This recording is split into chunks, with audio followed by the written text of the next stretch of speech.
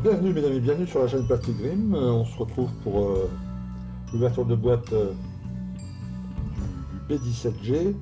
Alors j'ai expliqué dans notre vidéo, dans la vidéo où je donne des news un peu là pour le mois de mai 2018. C'est la première maquette que j'achète grâce au type des tipeurs. Voilà, donc c'est une boîte qui tourne aux alentours d'une cinquantaine d'euros. J'ai prévu après d'autres petits accessoires, genre les tonneaux, un peu de personnages là, plus la base pour le diorama. Voilà, c'est une maquette qui va, un diorama, une maquette qui va me coûter dans les 110-120 euros. Donc merci à vous, merci à tous les tipeurs, hein, même si elle n'est qu'un euro, c'est pas grave, c'est vraiment merci beaucoup, je suis vraiment content. Donc voilà la boîte Airfix.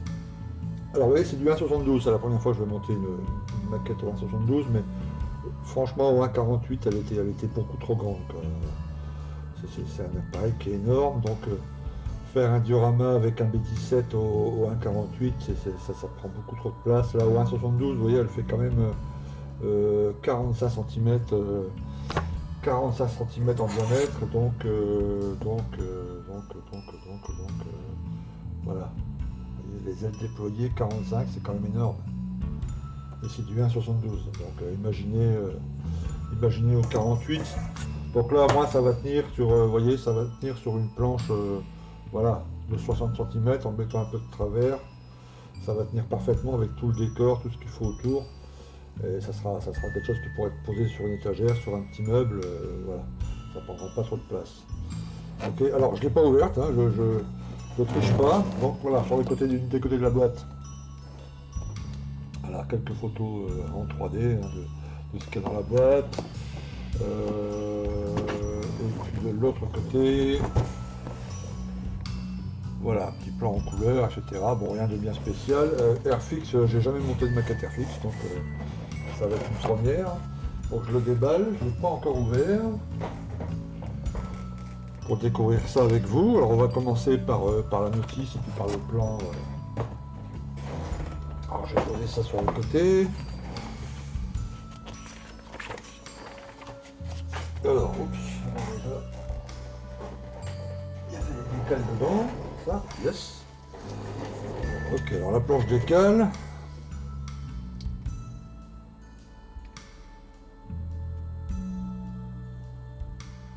Ok. Il y a pas mal de marquages à mettre. Voilà, j'imagine que c'est les marquages de servitude. Puis là, les marquages spécifiques à cette version. Alors, je ne vais pas faire cette version-là, parce qu'elle ne me plaît pas beaucoup. Enfin, je parle dans les couleurs. Vous voyez, c'est un appareil qui était avec une aile en alu, tout le dessous en gris, alu, et olive drap pour le reste. Et ça me plaît pas beaucoup. Donc je vais commander une planche décale là. J'ai vu ça sur Anan. Il y a des B17 qui sont beaucoup plus jolis, avec la queue ici rouge, le bout des ailes rouges, ce grand triangle qui était commun à tous les B17, mais voilà, avec un peu de rouge, avec d'autres couleurs, ça va être, il va avoir une meilleure gueule quand même, je trouve. Voilà. Là c'est l'endroit où poser les marquages de servitude. Donc c'est bien d'avoir un grand plan comme ça, que ça ne soit pas sur la notice. C'est plus pratique au moment où on le fait. Ok. Alors voyons comment est la notice Airfix. Ok, très classique, un premier texte. Ok, on commence par l'assemblage du cockpit. Donc c'est pas mal. Les nouvelles pièces à ajouter dans l'étape sont en rouge, donc ça permet de voir un peu. C'est pas trop fouillis, ça va. Donc j'ai vu sur internet qu'il y a des gars qui détaillent complètement l'intérieur. Hein. Ce qui est dommage après parce que l'appareil est fermé, évidemment, on voit absolument rien. Donc là peut-être pas le puits de bon puisqu'on doit le voir du dessous.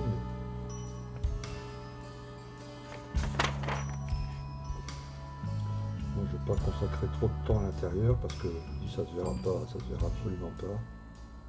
Comme là vous voyez les quelques boîtes là rouges sur le panneau. se verront absolument pas. Donc je sais pas si... Moi je ne suis pas client de faire beaucoup de travail et la peinture, etc. Et pour des choses qui ne se verront absolument pas. Ça ne sert absolument rien. Donc je verrai ça. Je verrai quand je vais assembler comme ça à blanc les deux demi-fuselages et je ne ferai uniquement que ce qui se voit, quoi. Même si on en voit un tout petit bout, je le ferai. Mais si on n'en voit absolument rien, je ne le ferai pas.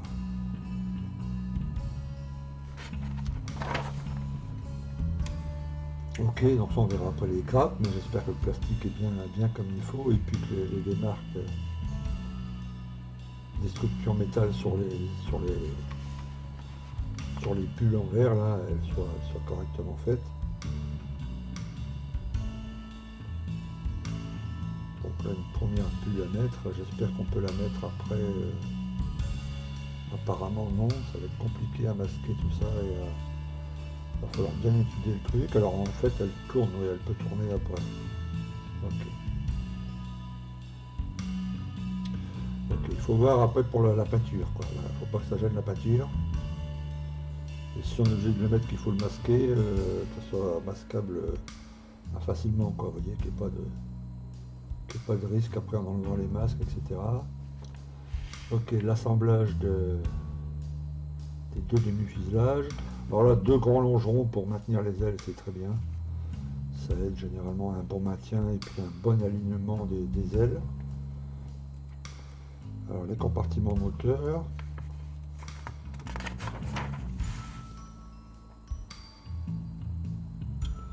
Le dessous des ailes, ok.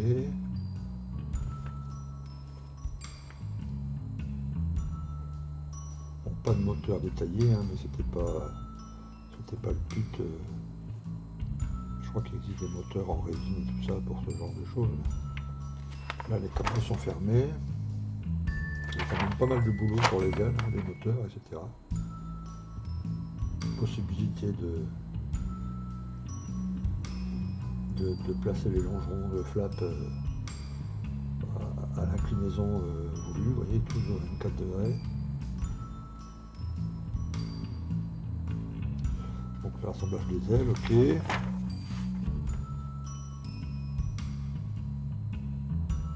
Là aussi, hein, vous voyez, stable à la fin, à l'arrière, on peut aussi les laisser, les mettre dans la position,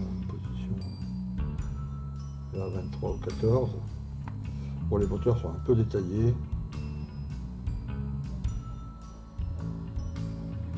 Donc le juste le nécessaire parce qu'il y a encore un capot après qui va dessus, donc on va voir l'intérieur. Donc ça on les fera avec les métaux AK. Ah, pas mal, on peut choisir de laisser les des petites trappes qui s'ouvrent sur la rondelle du moteur, sur tout le tour du moteur pour aérer le moteur, faire rentrer de l'air. On peut les représenter fermés ou ouverts. Donc ça c'est sympa.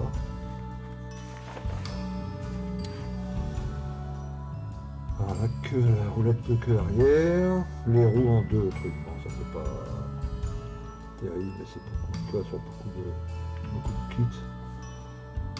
Donc on peut représenter les roues sorties ou entrées.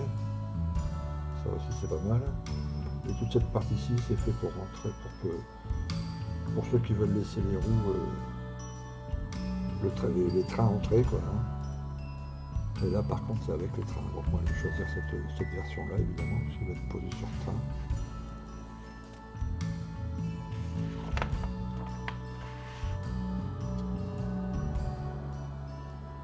Les soutes à bombes sont assez bien détaillées. Là aussi j'espère que cette partie en l'air sera facile à installer.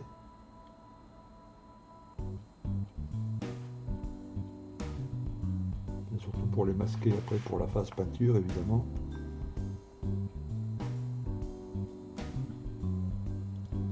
Donc pas mal de mitrailleuses, hein, au-dessus, en dessous, derrière, de chaque côté. Et là on termine l'avion. Donc la barrière, la fameuse antenne là qui a une lignée un peu grosse. Et puis les 4 hélices. Ok, on regardera après les grappes et la finesse du plastique, mais le montage a l'air assez clair. Là c'est l'autocar U7144, donc un des véhicules fournis dans la boîte.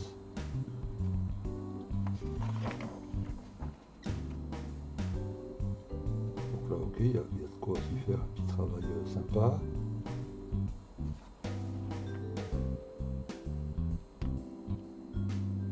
Il n'y a pas vraiment besoin d'instructions couleur parce que ils sont tous au Vitra poilu. Voilà, il y a quelques petites instructions couleur. Quoique même pas, je cherche. J'avais cru en voir du K5. Ouais, des petits carrés comme ça de temps en temps, vous voyez, qui désignent un code couleur, mais il n'y a pas grand chose en côté couleur. Hein.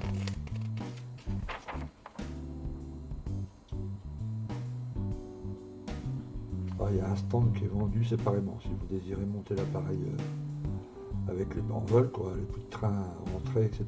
Il y a un stand qui est vendu séparément. Ouais. Ok. Par contre, je cherche des petits codes couleurs, mais même à l'intérieur, là, je n'en trouve pas.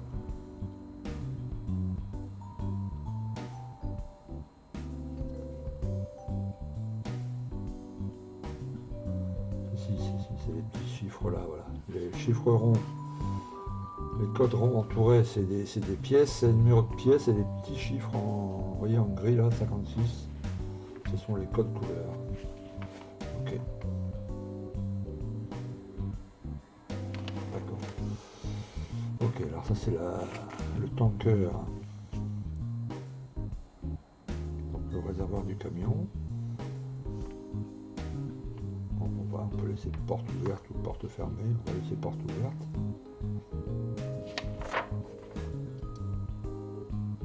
Ok, la Chevrolet M6 Bomb Truck, c'est le deuxième, donc un transporteur de bombes. Hein. Le deuxième véhicule proposé dans le kit.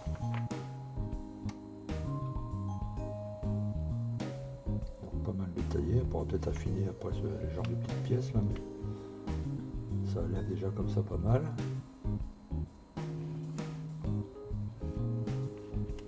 J'essaierai de trouver des photos des vrais véhicules pour avoir une petite référence tout de même. J'ai pas mal de recherches à faire là-dessus. Bon, toutes les bombes.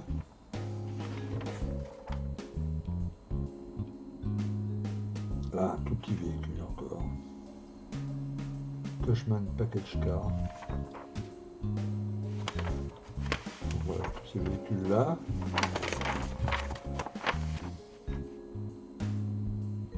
Bon, c'est pas la branche pour les décals. Hein,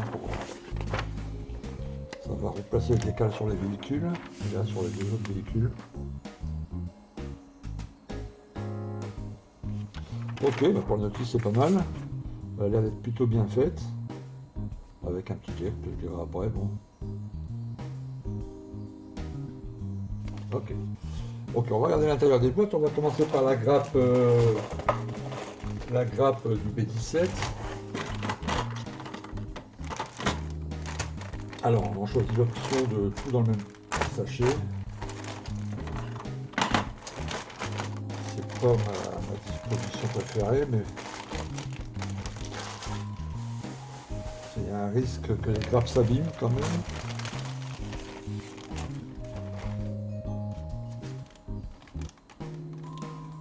C'est les parties transparentes, alors c'est surtout ça qui est intéressant, c'est de voir à peu près la gravure. Alors Airfix fait des B17 depuis très très longtemps, mais ça c'est un nouveau moule, hein. C'est une nouvelle new tool comme ils disent. Bon, ça a l'air assez fin, ça a l'air pas mal.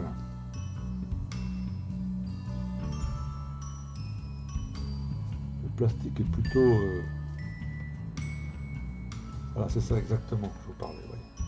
Le danger d'avoir de mettre toutes les grappes ensemble, vous l'avez là exactement. Vous voyez, je viens de déballer et il y a cette petite pièce qui s'est dégrappée et ça, je ne sais même pas ce que c'est. c'est dégrappé également. Ah, le danger c'est ça quoi. Donc là les deux longerons, l'arrière des bombes, les détails de l'intérieur, les soutes si on choisit de laisser les portes ouvertes, fermées pardon. Moi je vais finalement choisir de laisser les portes ouvertes.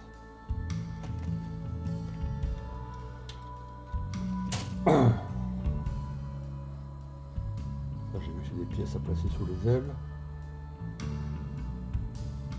Les empennages, les flaps. Le détail est assez fin. Hein. Ça a l'air vraiment pas mal. Hein. Je suis plutôt surpris. Je pensais qu'Airfix faisait des kits un peu moins... J'avais un peu peur de l'état des surfaces, quoi, et ça a l'air plutôt pas mal. Hein. Donc là, les moteurs, les capots moteurs. Là aussi, agréablement surpris. Donc les flaps ouverts ou les flaps fermés, enfin les petites portes fermées ou ouvertes. Voilà, ici les fameuses roues en deux parties. On verra si on peut graver après les lignes de structure une fois que ça sera collé. Bon, il n'y a pas de flash, hein, ça a l'air bien moulé.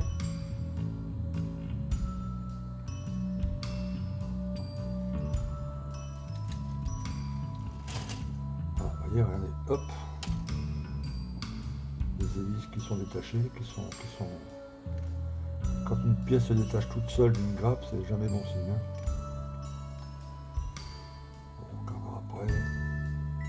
À l'intérieur là, le poste de pilotage, les mitrailleuses, une qui est déjà un peu tordue là, vous voyez, c'est détaché.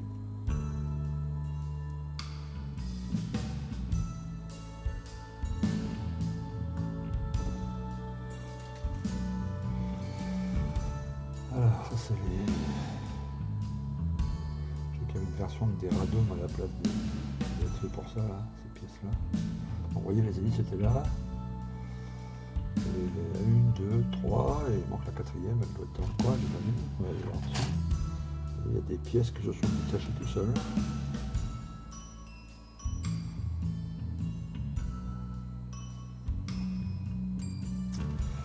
Et enfin, les ailes. Donc là aussi, ça s'est cassé, vous voyez, ils tiennent... Mais c'est bon, j'imagine que c'est vrai que mettre chaque grappe dans un sachet, c'est un coût supplémentaire hein, que peut se permettre Tamiya. Mais Airfix fait ses kits relativement peu chers. Et le niveau de gravure est sympa. Le niveau de gravure est vraiment sympa.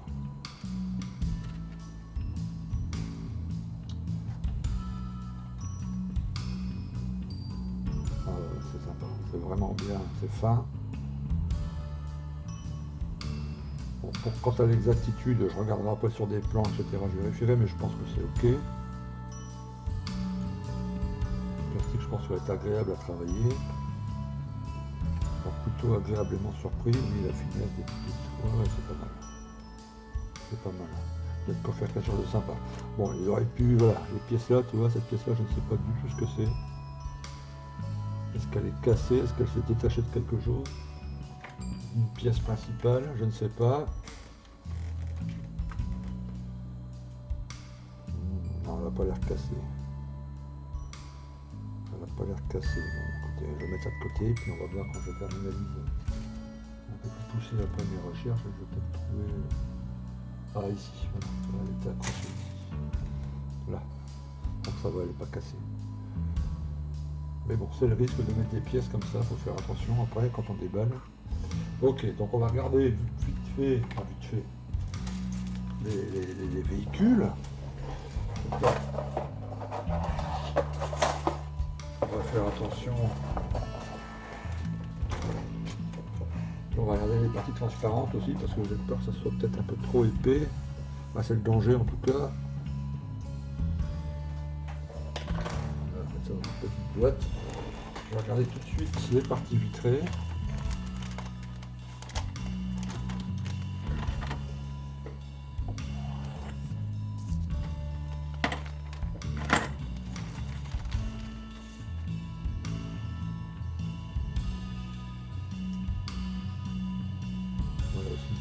pièces.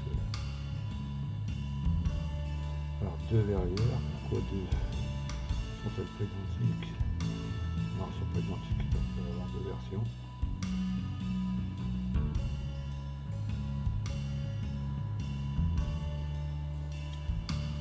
Ça a l'air assez fin, ça a l'air d'aller. Bon. Après il y a les bulles comme celle-ci là, elles sont en plusieurs parties. Il faut que je vois au moment de l'assemblage ou quand je vais étudier un peu plus profondément la notice, voir comment elles s'assemblent à la fin. Et si je peux les peindre à peur et puis les coller à la toute fin, évidemment, c'est la solution que je choisirais. Même si pour cela je dois les rendre non mobiles, c'est pas grave. Hein. Moi je ne fais pas des maquettes pour pouvoir jouer avec et bouger des pièces. Et là la bulle frontale. Alors j'ai vu qu'Edouard a fabriqué, a sorti un set de masquage, tu sais, en autocollant là, je me demande si ça vaudrait pas le coup de... Parce qu'il y a quand même pas mal de masquage à faire là-dessus. Et au 1,72...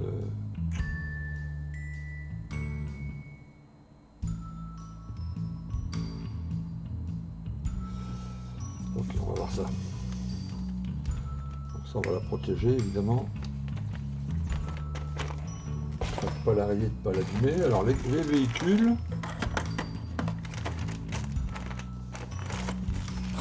Alors ça c'est la chose sympa.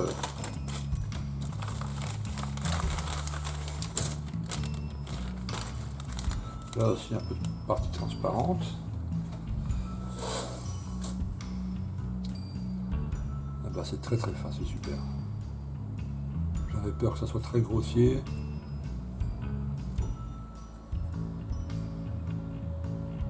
Le petit plancher en bois et les veines du bois sont reproduites là-dessous, c'est sympa. Pas de flash, pas de pastille d'éjection. Enfin en tout cas les pastilles sont en dessous des pièces, donc ce qui n'est pas un souci. Tant que c'est dans des parties non visibles. Là encore des bombes. Les pneus. Les suspensions. Ah c'est vraiment tout petit, hein, 72. Hein.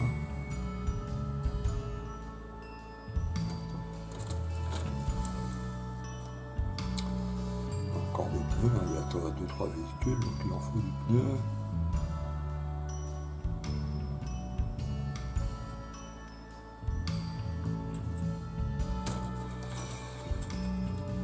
Et là, voilà le réservoir. Ça a l'air plutôt pas mal, moi je suis plutôt content. Hein. Aussi le même plastique, hein, c'est facile à travailler. Plutôt fin et pas de flash, rien, nickel. Alors moi je suis plutôt vraiment satisfait.